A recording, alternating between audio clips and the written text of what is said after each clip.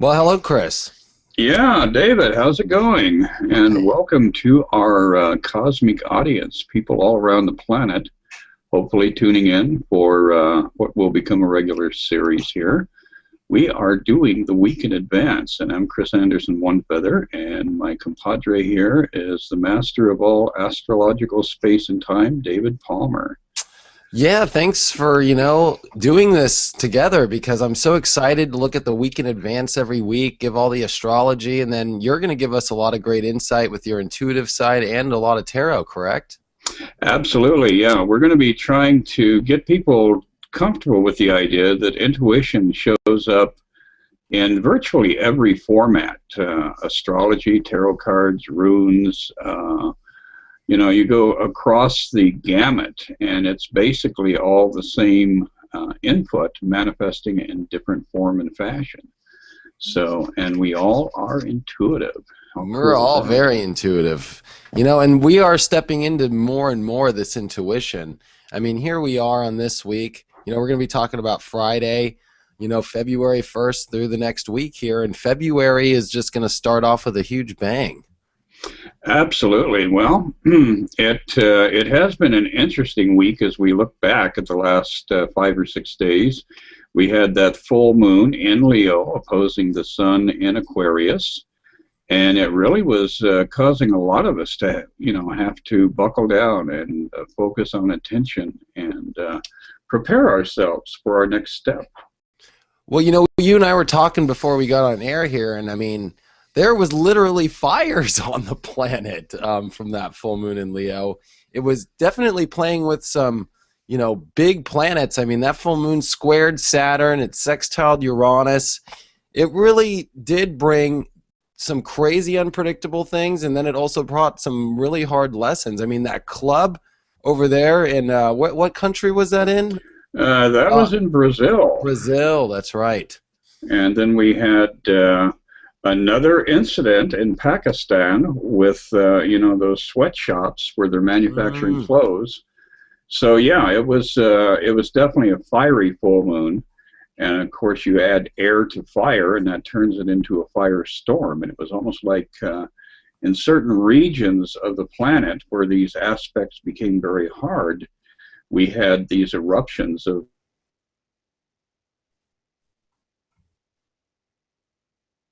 like fire tornadoes.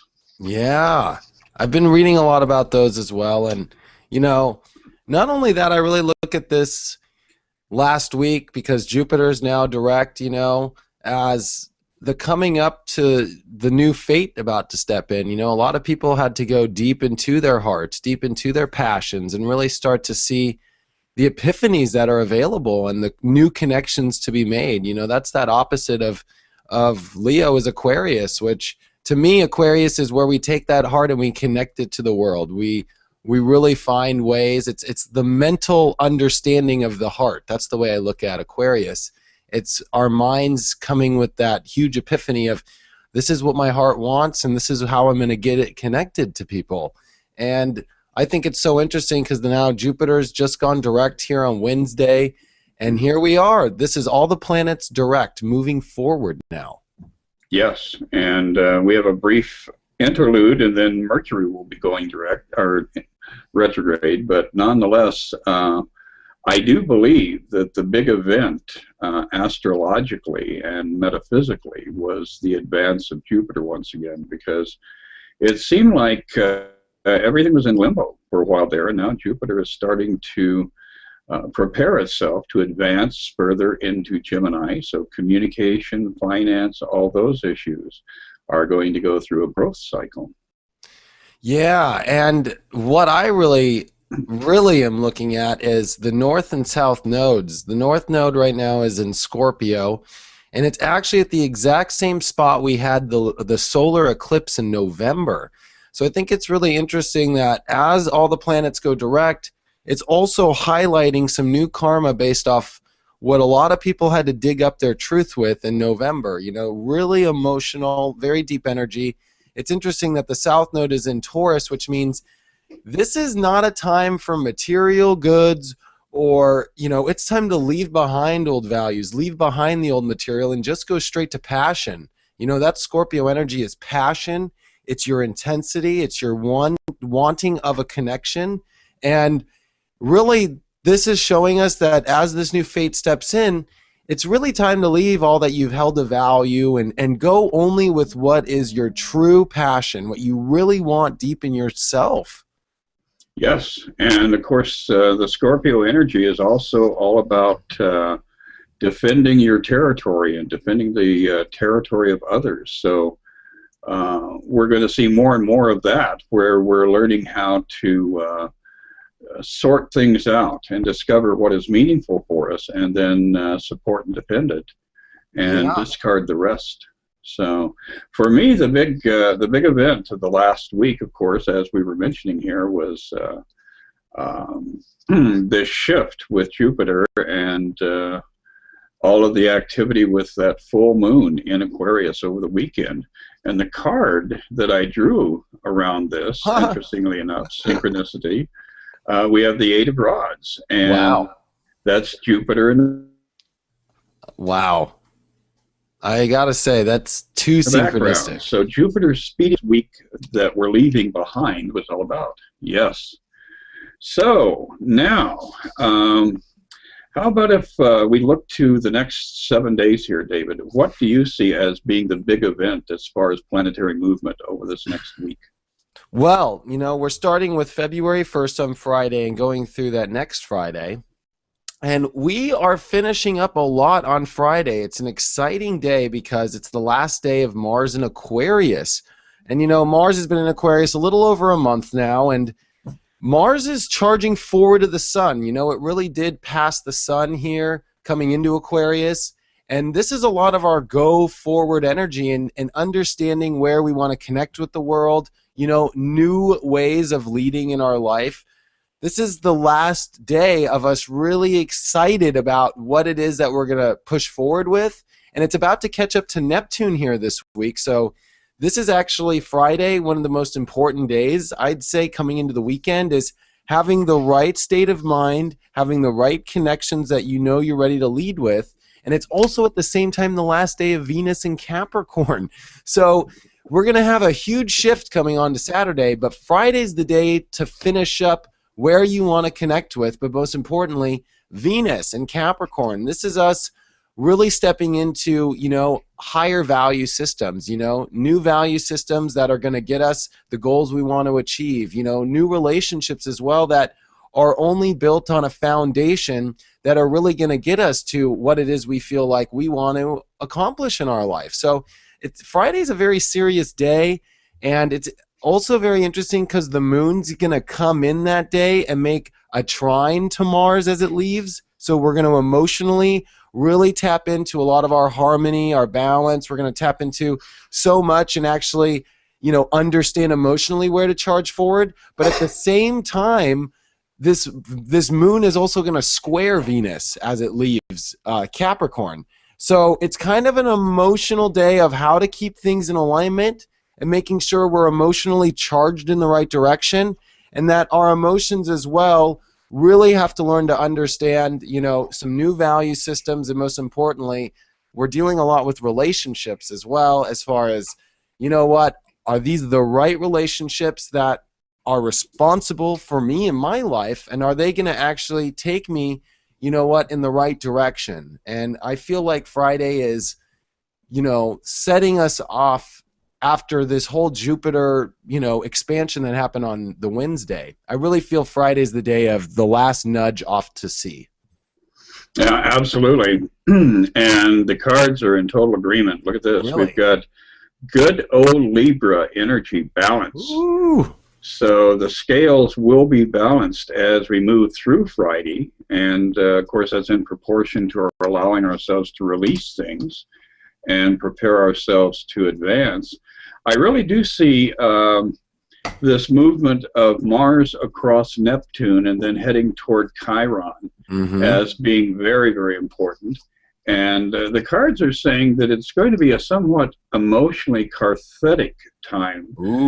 This is a very Piscean kind of energy, the Queen of Cups. So a lot of emotions are going to come to the surface as Mars intersects Neptune And a lot of hidden agendas will probably be revealed too. So don't be surprised if people show up with, you know, old stuff, and you have to stop and address it and release it and remove yourself from it. Ooh.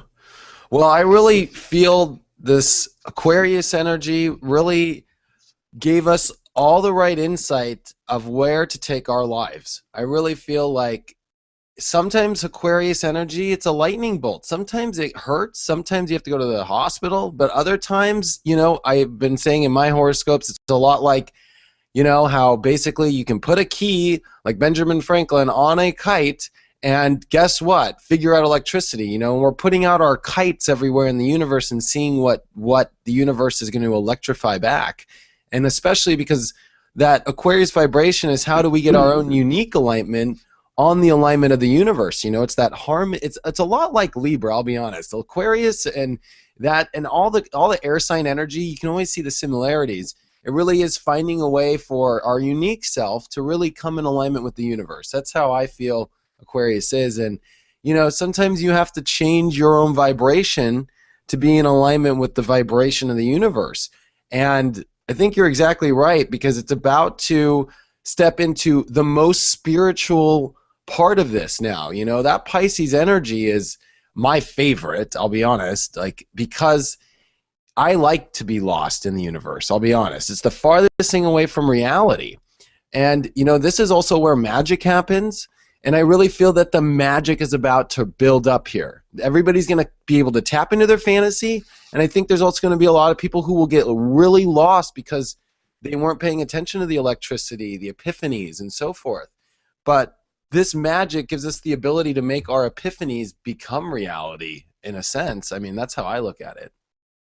Right. And then next week, we have the moon continuing to advance, and it is going to intersect good old Pluto in Capricorn. And of course, that will be in a stressful aspect to things going on with Uranus, which is all about Aquarius over in Aries. So when that conjunction occurs, the moon hits Pluto in Capricorn. What do you see as being the result of that?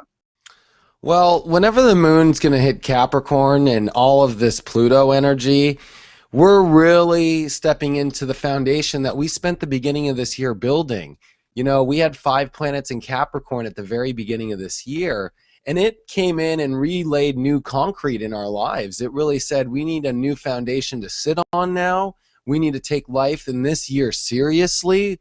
I know a lot of people are very over 2012, but this Capricorn energy is giving us the new way to build a new life, really. I mean, I see this as we're really building a new solid structure to our life. And every time the moon comes in here and conjuncts Pluto and squares Uranus, we have to really start to look at the old in our life. Where are the old patterns in our life we can ditch? And most importantly, not emotionally be attached to the old, and actually emotionally be ready for rebirth, and actually not be afraid to reinvent who we are. Because that Uranus and Aries energy is like, you have to change the identity, the persona, your own courage as well. You know, one thing a lot of astrologers aren't talking about is Uranus and Aries is rechanging our own courage, the strength that we have for our own unique self. And there's no more unique self than Uranus and Aries. I mean, this is saying the more weird you are, the better. And it's in a society that wants to hold on to old patterns and old rules. So this is, I always think right now that when the moon comes here, people either have a hard time when they're sitting at their job and they're watching everybody go to the water cooler and they want to be some weirdo out there in the street, you know, selling donuts or whatever the hell they want to do. And this is the energy that makes you either A, really come into a place of frustration because you want to become this crazy self. And for others, it's just another way of emotionally releasing, like, oh my gosh, you know, I don't need that in my life anymore because I'm being this crazy person, and it's okay. Right. Well, I think it's going to be a dynamic week, really, for everybody. That is out there willing to participate, and that is the key. You know, life Yeah. gives you what you are willing to receive and work with. So you can work with all the aspects in your chart or in the tarot deck or in the I Ching, and really, you know, mobilize yourself and optimize opportunity. Or you can sit back and say, oh, isn't this interesting, and live in that Aquarian remote state where nothing really happens. And then you're walking around saying, well, damn, you know, it was a flat tire again. So yeah, it's Yeah. really all about you taking these flows of forces and integrating them. David, on the last little segment here of our show, we had hoped to share a little epiphany on each segment. So Yeah. what is your insight on a specific element of astrology that you think people would be edified with? Well, I've been thinking a lot about this, but I'm a flow person, and the flow really wants me to show people that moments like we're coming into this week, to having all the planets direct, is a huge fated moment. The other thing is to always watch where retrogrades happen, especially planets like Venus or Mars, because they're so personal to our lives. Of course, we've always heard about Mercury, but Mercury, you know, is so quick and we get it 3 times a year. A planet like Mars, we don't get every year. A planet like Venus, you know, we don't get every year either. So it's very profound moments, and this Venus retrograde we had in Gemini, which so happened to be a Venus eclipse as well, is what Jupiter is about to pass over and relight up and finally understand what in the hell happened in our lives in June of 2012. I mean, because June of 2012, relationships really took a whole swing. New parts of our life, new value systems, our mind having to really see the world in a different light. You know, because we do see a lot of this world through our minds, perception. And Jupiter right now, with all the planets direct, is about to re-highlight extreme karma. So you can start to see the patterns with retrograde planets, but it's when planets like Jupiter or Saturn will go over the spots where they happened just recently, where you start to see some really weird stuff bubble up. And that's really what I like to express to people, is that it's more than just looking at the planets in a chart. It's remembering the degrees. It's remembering where planetary actions happened and how to start to watch for the patterns of how they'll get rubbed over again by God with different planets and bring up different things.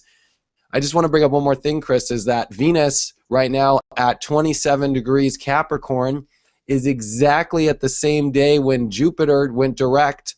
And this is also where Venus is going to retrograde on January of 2014. I think it's just too perfect that the karma that's from this week is going to bubble back up and be part of our lives again on January 2014. So that's really my epiphany, is that the retrograde planets are very important to watch, and the other planets that tap into them are just as important. Excellent.